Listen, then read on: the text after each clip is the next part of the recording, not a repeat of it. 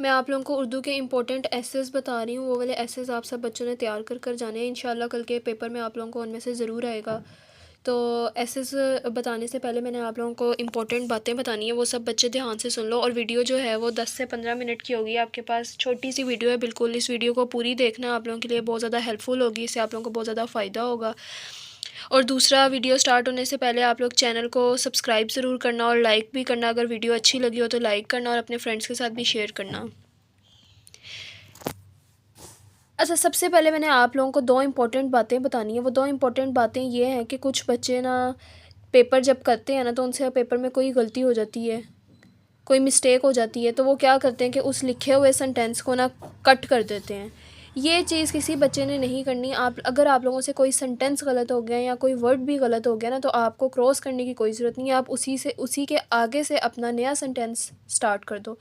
जब बच्चे ये चीज़ करते हैं ना, तो जो पेपर चेक कर रहा होता है ना, उसको गलत इंप्रेशन पड़ता है। वो आपके इस चीज़ को ना, ये चीज़ आपके पूरे पेपर को हाईलाइट कर देती है कि इस बच्चे ने अंदर और भी बहुत सी गलतियाँ की होंगी। तो वो आपका पेपर और गौर से जो है ना वो चेक करता है, पढ़ता है। तो ये चीज़ किसी बच्चे ने नहीं करनी। गलत हो गया उसी के आगे से ही लिख दो, कट वाला सीन कोई ना करे। और पेपर को अटेम्प्ट बहुत अच्छे से करना है, ताकि वो आपका मार्क्स काटने की कहीं से भी गुंजाइश ना हो, आपके मार्क्स जो है वो कहीं से भी ना काट पाए। अब मैं आप लोगों को इंपॉर्टेंट एसेस बताती हूँ। ये आपके पास इल्लामा इकबाल, कायदे आज़म, लियाकत अली ख़ान, मेहनत की बरक़ात, अतायत वालिदैन, हुब्बे वतन, यौम आज़ादी, तलीम निस्वां। अच्छा, तलीम निस्वां को ना वो तलीम की अहमियत के तौर पर भी आप लोगों को दे सकते। तो आप लोगों ने लिखना वही है जो याद किया होगा। वक्त की पाबंदी, यहाँ से आपके पास है साइंस के करिश्मे, चांदनी रात, सैलाब, देहाती और शहरी ज़िंदगी का मुवाजना। यहाँ से वो आपको अलग टॉपिक के तौर पर भी दे सकते हैं। देहाती ज़िंदगी के बारे में लिखें या शहरी ज़िंदगी के बारे में लिखें। ईद उल फ़ितर और ईद उल अज़हा, इसको वो ईदैन के तौर पर भी आपको दे सकते हैं। तो ये इंपॉर्टेंट एसेस हैं, आप लोगों ने लाजमी तैयार कर कर जाने हैं। प्लस तहरीक पाकिस्तान और दहशतगर्दी, ये दो भी एसेस आप लोगों ने तैयार कर कर जाना है। ये पास्ट पेपर में 2 से 3 दफ़ा जो है ना रिपीट हुए हैं, ठीक है। अब आप लोगों ने एसेस को अटेम्प्ट किस तरह करना है। एसेस के अंदर आप लोगों ने शेर ऐड करने हैं, शेर के साथ आप लोगों ने कोटेशंस ऐड करनी है। ये दो चीज़ें सब बच्चों ने ना लाजमी ऐड करनी है अपने ऐसे के अंदर। इससे क्या होगा कि आपका जो ऐसे की प्रेजेंटेशन है ना वो अच्छी दिखेगी, और पेपर के जो चेकर होगा उसके ऊपर अच्छा अटैम्प्ट पड़ेगा, अच्छा हाईलाइट करेगा आपका पेपर के इस बच्चे ने पेपर को बहुत अच्छे तरीके से जो है अटैम्प्ट किए। तो ये दो चीज़ें एसेस में आप लोगों ने लाजमी तौर पर ऐड करनी है। प्लस लिखने का तरीका, राइटिंग स्पीड अपनी तेज़ करनी है, क्योंकि उर्दू का पेपर एक तो लेंथी बहुत होता है। तो आप लोगों ने अपने टाइम को जो है ना अच्छे तरीके से मैनेज करना है। ये दो चीज़ें, टाइम का बहुत ज़्यादा ख्याल करना है। सबसे पहले आप लोगों ने छोटी चीज़ें स्टार्ट करनी है, जैसे कि आप लोगों ने क्वेश्चन आंसर्स करने हैं सबसे पहले, उसके बाद इबारत कर लेना, उसके बाद सबक का खुलासा करना है। मज़मून को सबसे लास्ट पर रखना है, मज़मून को सबसे लास्ट पर रखना है, और उसके बाद सबसे पहले आप लोगों ने बाकी की चीज़ें अटैम्प्ट करनी है। नेक्स्ट, यहाँ से आप क्वेश्चन आंसर्स का सेक्शन हम लोग देख लेते हैं। क्वेश्चन आंसर्स जो हैं आप लोगों ने सारे याद करने हैं अपने चैप्टर्स के। प्लस जो आपके हिस्सा नज़म और हिस्सा गज़ल के अंदर आते हैं वो भी आप लोगों ने सारे याद करने हैं क्वेश्चन आंसर्स के तौर पर। इन 3 पोर्शंस के अंदर से वो आप लोगों को जो है ना वो क्वेश्चन आंसर्स देता है। तो क्वेश्चन आंसर्स के लिए आप लोग ना बेशक ये दो टॉप चैप्टर्स जो है ना 13 और 14, ये दोनों स्किप कर देना, ठीक है। ये दोनों इतने चैप्टर्स इंपॉर्टेंट नहीं है, इसके अंदर से क्वेश्चन आंसर्स नहीं आते हैं। बाकी के चैप्टर्स कर लेना, अच्छे तरीके से पढ़ लेना, याद कर लेना। नेक्स्ट, मैंने आप लोगों को ये बात बतानी थी कि जो सबक का खुलासा आप सब बच्चों ने याद करने, 2 खुलासे आते हैं, उसमें से आप लोगों ने एक अटैम्प्ट करना होता है। तो ये 2 तो आप लोगों को छोड़ दो ना, ये तो चॉइस पे चले जाएंगे। उसके अलावा आप लोगों ने ये 1 2 3 4 5 6 7 8 9 10 चैप्टर्स के खुलासे आप लोगों ने अच्छे तरीके से ना पढ़ लेने हैं, क्योंकि इनको तो हम स्टोरी के तौर पर भी आप लोग लिख सकते हो। तो आप लोग इनको एक दफ़ा पढ़ लेना और पढ़ कर अच्छे तरीके से जो है ना इनको अटैम्प्ट करना है। अब नेक्स्ट हम लोग एमसीक्यूज़ को देख लेते हैं। एमसीक्यूज़ आप लोगों के 15 मार्क्स के आते हैं। अब आप लोगों ने एमसीक्यूज़ कहाँ से तैयार करने हैं, जो आपके हर चैप्टर के पीछे एक्सरसाइज के अंदर ये एमसीक्यूज़ दिए होंगे, ये वाले जो आप लोगों के पास पास्ट पेपर्स हैं ना उसके अंदर से भी आप लोगों ने एमसीक्यूज़ तैयार करने हैं। अगर तो किसी बच्चे के पास पास्ट पेपर्स मौजूद नहीं ना है तो आप लोग मुझे कमेंट सेक्शन में बता दें, मैं आप लोगों के साथ वो भी इंशाल्लाह शेयर कर दूँगी। तो एमसीक्यूज़ की तैयारी के लिए ना सिर्फ़ और सिर्फ आप सब बच्चों ने ना 1 घंटा लगाना है। 1 घंटे के अंदर अपने अपने सारे एमसीक्यूज़ तैयार करने हैं। 1 घंटे से ज़्यादा किसी ने भी ना इसके ऊपर टाइम नहीं लगाना एमसीक्यूज़ के लिए। नेक्स्ट आप लोगों के पास आती है इबारत, ठीक है। और इबारत आप लोगों के पास 10 मार्क्स की आती है। अब इबारत में करना क्या होता है, आपको एक पैराग्राफ देगा और नीचे क्वेश्चंस दिए होंगे उसने आपको। आपने इबारत को गौर से पढ़ना है, उस पैराग्राफ को गौर से पढ़ना है और उसके अंदर से ही सवाल के जवाब ढूंढ कर लिख देने हैं। ये आप लोगों के पास 10 मार्क्स की है और बहुत इजी काम है। ये सब बच्चों ने ध्यान से पैराग्राफ को पढ़ना है और उसके क्वेश्चंस को अटेम्प्ट करना है, ठीक है। ये आप लोगों के 10 मार्क्स की इबारत भी हो जाएगी। यहाँ से मैंने आप लोगों को मुख्तसर जवाब भी बता दिए हैं, सबक का ख़ुलासा भी बता दिया है, इबारत भी बता दी है, मज़मून भी आप लोगों को इंपॉर्टेंट बता दिए। अब हमारे पास रह गई है अशार की तशरीह। अब मैं आप लोगों को वो भी बता देती हूँ कि अशार की तशरीह को आप लोगों ने किस तरह जो है ना वो अटेम्प्ट करना है, किस तरह लिखना है, इसकी प्रेजेंटेशन किस तरह देनी है। और दूसरा, पेपर करते हुए बच्चों अपने टाइम को ना बहुत अच्छे तरीके से मैनेज करना। सबसे पहले सबसे छोटी चीज़ों को अटैम्प्ट करना, लंबी चीज़ें बाद में अटैम्प्ट करना, ताकि आपका टाइम जो है वो बचे और आप कवर कर लो अपना सारा पेपर। और स्पीड को बहुत ज़्यादा तेज़ रखना है सब बच्चों ने। ये नहीं कि स्लो स्लो करके लिखी जाओ, अभी तो टाइम है हमारे पास, कर लेंगे, ये नहीं करना।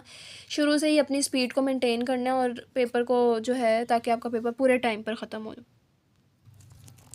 अब अशार की तशरीह आप लोगों को हिस्सा नज़म से आती है और हिस्सा गज़ल से आती है, ठीक है। 10 मार्क्स का ये आपका क्वेश्चन होता है। इसके अंदर से हिस्सा नज़म में से आपके पास 3 अशार आप लोगों ने आते हैं, 2 करने होते हैं। और यहाँ से आप लोगों ने हिस्सा गज़ल में से 2 लिखने होते हैं। अब यहाँ से ऐसी आपके पास कोई सी 3 नज़में आएंगी जिसके अंदर से आपने अशार को अटैम्प्ट करना है और यहाँ से आपने 2 करनी है। अब आप लोगों ने इनको तैयार किस तरह करना है। ये उर्दू का पेपर तो वैसे भी ऐसा है कि बच्चे जो हैं इसको सिर्फ पढ़ कर ही जाते हैं। तो आप लोगों ने क्या करना है कि जो हिस्सा नज़म और हिस्सा गज़ल के जो अशार हैं ना, इन तशरीहों के आप लोगों ने अच्छे तरीके से इनको पढ़ लेना है। और करना क्या है, सिर्फ़ और सिर्फ पास्ट पेपर सब बच्चों ने खोलने हैं और पास्ट पेपर के अंदर आप लोगों ने देखना है कि जो जो अशार आए हुए हैं ना, वो अशार आप लोगों ने मार्क कर लेने हैं और सिर्फ उनकी तैयारी करनी है। पास्ट पेपर के अंदर जो अशार आए हुए हैं उनकी तैयारी सब बच्चों ने करनी है। उन्हीं के अंदर से ही कल का पेपर भी आप लोगों को आएगा। अच्छा, अब आपने अशार को अटैम्प्ट कैसे करना है। अच्छा, फ़र्ज़ कर लो कि फ़ातिमा बिनते अब्दुल्ला से आपको ये पहले 2 शेर आ गए, पहला शेर आ गया, ठीक है। तो अब आप लोगों ने इसको लिखना किस तरह है, इस शेर को अटैम्प्ट किस तरह करना है। सबसे पहले तो आप लोगों ने अशार की तशरीह की हेडिंग डालनी है, देन शेर नंबर 1 की हेडिंग डालनी है पेपर के हिसाब से, जो आपका पेपर में जौन से नंबर पर दिया होगा शेर। देन यहाँ पे आप लोगों ने 2 लाइनों में अपना शेर लिखना है। फिर आप लोगों ने हवाला कलाम की हेडिंग देनी है, उसके बाद शायर का नाम और नज़म का इनवान लिख देना आगे, ठीक है। फिर आप लोगों ने मफ़हूम की हेडिंग दे के मफ़हूम लिखना है। मफ़हूम क्या होता है कि जो आपने जो उसने आपको शेर दिया हुआ है ना, उस शेर को आपने डिफ़ाइन करना है, एक्सप्लेन करना है इन शॉर्ट वर्ड्स में कि उसके अंदर कहा गया हुआ है, ठीक है। मफ़हूम में वो लिख देना है। फिर आप लोगों ने तशरीह की हेडिंग डाल के तशरीह लिख देनी है। और तशरीह जो है ना, कम से कम आपकी 1 पेज की होनी चाहिए तशरीह। अब तशरीह को करना कैसे है, सबसे पहले हाफ़ पेज के अंदर आपने अपने पहले मिसरे को जो है ना खोल कर बयान करना है कि उसने पहले मिसरे में वो आपको कहना क्या जा रहा है। पहले मिसरे में आप लोगों ने वो लिख देना है, ठीक है। फ़र्ज़ कर लो पहला मिसरा आप लोगों ने कंप्लीट कर दिया, हाफ़ पेज की उसकी आपकी ट्रांसलेशन हो गई। दैन आपने यहाँ पे शेर ऐड करके लिखना है, जो एडिशनल आप लोग प्रेजेंटेशन के लिए लिखते हो। अब यहाँ पे बहुत से बच्चों का सवाल होता है कि हमारे पास हिस्सा नज़म में भी इतनी ज़्यादा नज़में और हिस्सा गज़ल में भी इतनी ज़्यादा हैं कि हमसे सारे शेर जो हैं, इतने ज़्यादा शेर याद नहीं होते। तो आप लोगों ने क्या करना है, हर नज़म में से ना आप लोगों ने सिर्फ़ और सिर्फ 2 शेर याद कर लेने, ठीक है। वही 2 शेर आपके पास, इनमें से कोई भी शेर वो दे देगा ना लिखने के लिए। इस चैप्टर के अंदर से आप लोगों ने वो 2 शेर याद किए होंगे, 2 अशार याद किए होंगे, तो आप लोगों ने वही अशार लिख देने हैं। एक अशार आप लोगों का मिड में आएगा, जो कि पहले मिसरे को डिफ़ाइन करने के बाद, एक्सप्लेन करने के बाद लिखोगे। फिर आप लोगों ने दूसरा मिसरा जो है वो बयान करना है, खोल कर लिखना है, एक्सप्लेन करना है उसको। और एंड पे आप लोगों ने अपना दूसरा शेर, एडिशनल शेर जो है वो ऐड कर देना है। इस तरह आप लोगों ने अपने जो है ना अशार की तशरीह को अटैम्प्ट करना है। सेम यही काम हिस्सा गज़ल के लिए भी होगा। उसके अंदर से भी आपने हर गज़ल में से 2 अशार जो है वो याद कर लेने हैं और वही 2 अशार आप लोगों ने पेपर में ऐड कर देने हैं। इस तरह आप लोगों ने जो है तशरीह को भी अटैम्प्ट करना है। और तशरीह में बच्चों आप लोगों ने ज़्यादा से ज़्यादा टाइम, आधा घंटा, इससे ज़्यादा किसी बच्चे ने लिखने पे नहीं लगाना है इसको। और इसको सब बच्चे अच्छे तरीके से पढ़ लेना सारी नज़मों को, और सिर्फ वही तैयार करने हैं जो पास्ट पेपर में आए हुए हैं। बार बार आप लोगों को बता रही हूँ, उसी में से ही पेपर आएगा आप लोगों को कल का। और दूसरी इंपॉर्टेंट बात कि ये जो मैंने आपको मज़मून मार्क करवाया ना, इसमें से जो 3 शख्सियात है ना, इन शख्सियात के एसेस को अच्छे तरीके से तैयार कर लेना। शख्सियात में से ज़रूर आपके पास एक ऐसे वो देगा लिखने के लिए आपको। तो आप लोगों की ये उर्दू का पेपर था सारा, मैंने आप लोगों को गाइड कर दी है। इंशाल्लाह सब बच्चों ने अच्छे तरीके से तैयारी करनी है। ये आप लोगों का कल का एग्ज़ाम बहुत अच्छा होगा और सब बच्चों ने टाइम का बहुत ज़्यादा ख्याल करना है और पेपर को पूरा अटेम्प्ट कर कर आना है, छोड़ कर किसी ने नहीं आना। और वीडियो को लाइक कर देना, चैनल को सब्सक्राइब कर देना।